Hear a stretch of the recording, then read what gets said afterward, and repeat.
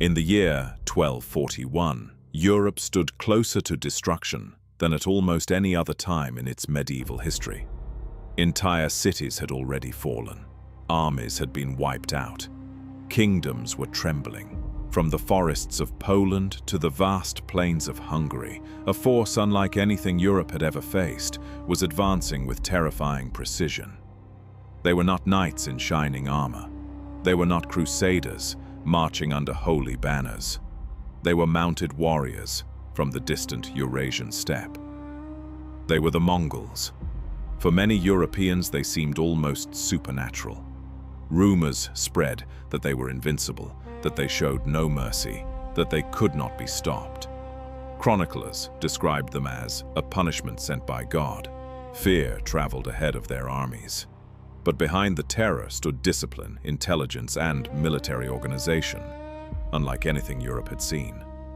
The Mongol Empire began far to the east, on the harsh and wind-swept grasslands of Central Asia.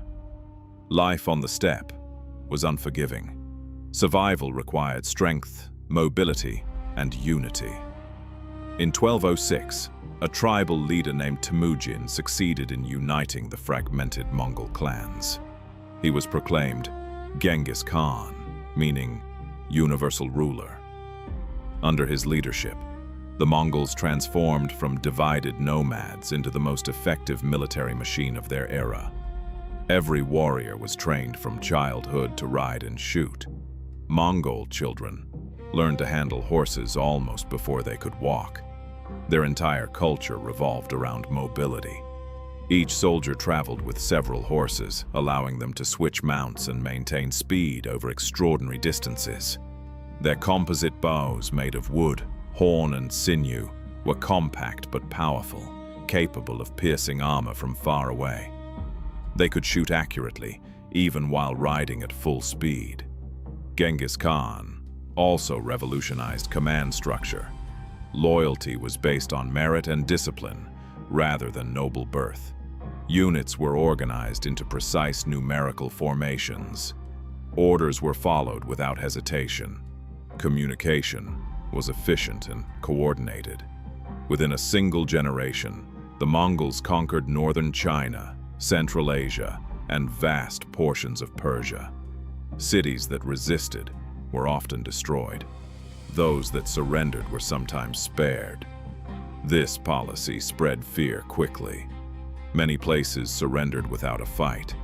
By the time Genghis Khan died in 1227, his empire stretched across thousands of miles. But his death did not stop expansion. Instead, it continued under his sons and grandsons. One of them was Batu Khan. Alongside him rode Subutai, perhaps the greatest military strategist of the 13th century. Subutai had already led campaigns across Asia. He understood terrain, weather, logistics, and enemy psychology. He was patient. He was calculating. In 1237, the Mongols turned their attention westward, toward Eastern Europe. At that time, Europe was divided. Kingdoms often competed with one another. Communication between rulers was slow. Alliances were fragile. The Mongols saw opportunity in this fragmentation. They first attacked the Rus principalities. City after city fell. In 1240, the great city of Kiev was destroyed. Chroniclers described catastrophic devastation. Buildings collapsed, churches burned. Much of the population was killed or enslaved. News of these events spread across Europe. Fear intensified, but most rulers still underestimated the threat. They believed that armored knights and fortified castles would be enough. They were wrong. European warfare in the 13th century was built around one central idea: the power of the armored knight. Heavy cavalry dominated the battlefield. Knights in chainmail and steel helmets charged directly into enemy lines. Victory depended on strength, courage, and close combat. But the Mongols fought a completely different kind of war. They avoided direct confrontation whenever possible. They relied on speed, coordination, and deception. Each Mongol warrior traveled with several horses. When one mount grew tired, another replaced it. This allowed entire armies to move at incredible speed across vast distances. Their composite bows were small but devastatingly powerful. Made from layers of wood, horn, and sinew, these bows could send arrows deep into armor from remarkable range. And unlike European knights, Mongol warriors could shoot with deadly accuracy while riding at full gallop. But their greatest weapon was not the bow, it was strategy. Subutai understood that European armies were rigid and predictable. Knights valued honor. They charged boldly. They pursued fleeing enemies without hesitation. The Mongols turned this strength into a weakness. They would attack briefly, then retreat. European forces, believing victory was near, would break formation and chase them. That was the moment the trap closed. Hidden units would emerge from the flanks. Arrows would rain from multiple directions. Confusion would spread. The battlefield would dissolve into chaos. Fear amplified every mistake. By early 1241, the Mongols had already destroyed large parts of Eastern Europe, but Western rulers still underestimated the scale of the threat. In April 1241, European forces finally attempted to resist. At the Battle of Legnica in Poland, Duke Henry the Pious assembled a coalition of Polish knights, German troops, and members of military religious orders.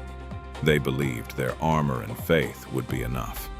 The Mongols approached with discipline and silence.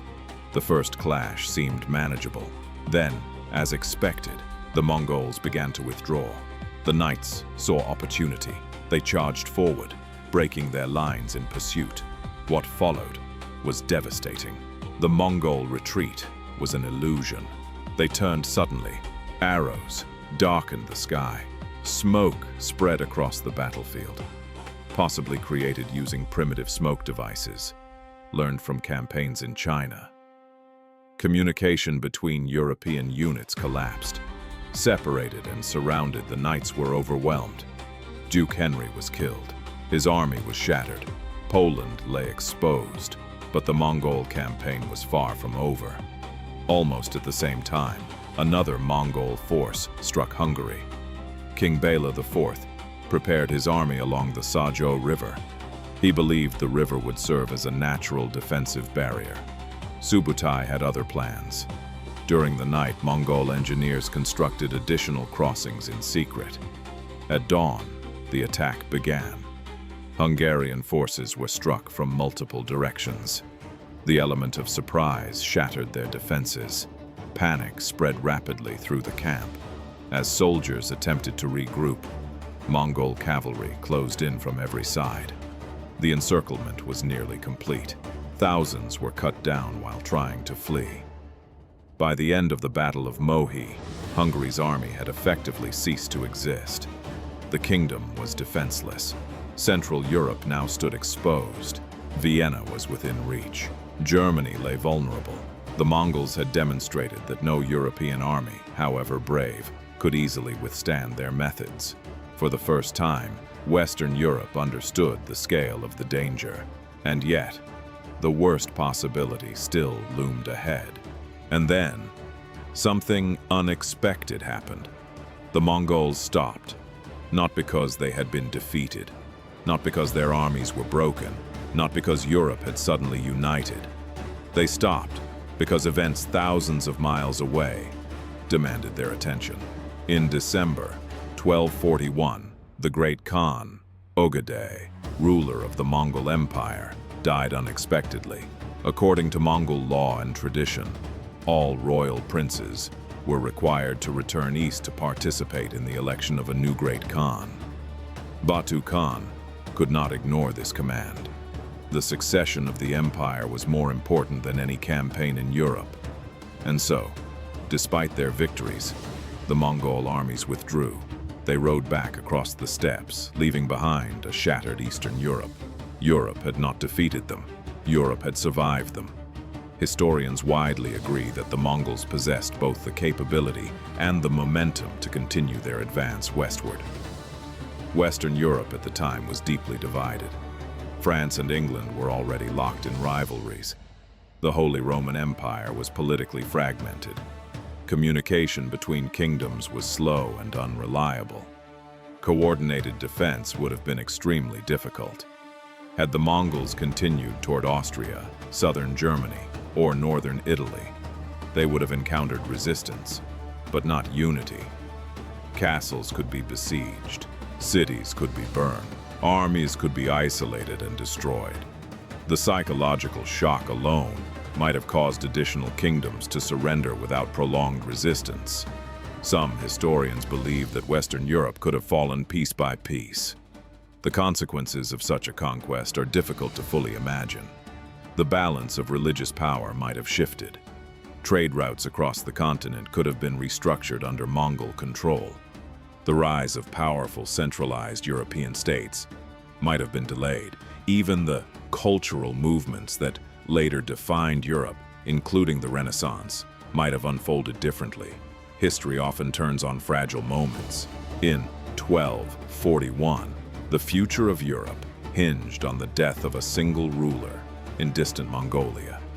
The Mongol invasion did not result in permanent occupation of Western Europe, but its impact was undeniable. Eastern Europe was devastated for generations. Population centers were weakened. Agricultural systems collapsed in some regions. Entire cities were depopulated. Fear of renewed invasion lingered for decades. At the same time, the Mongol Empire reshaped global connections.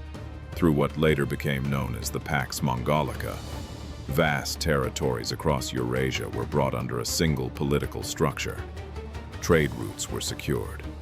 Merchants could travel with relative safety across enormous distances. Ideas, goods, and technologies moved between East and West more efficiently than before. The Mongols were not simply destroyers. They were also builders of networks that connected continents. Their legacy remains complex. They combined extraordinary brutality with extraordinary organization. They spread fear, but they also facilitated exchange. They devastated kingdoms, yet they reshaped global trade. When we look back at 1241, we see more than a series of battles. We see a moment when Europe stood on the edge of transformation. Empires are not always preserved by strength alone. Sometimes they survive because of timing, coincidence, or events beyond their control. The Mongols did not conquer Europe, but they came closer than most people realize. For a brief and terrifying moment, the course of European history hung in the balance. And in that narrow escape, the future of an entire continent was preserved. History is often decided not only on battlefields, but by decisions, traditions, and deaths far from the front lines.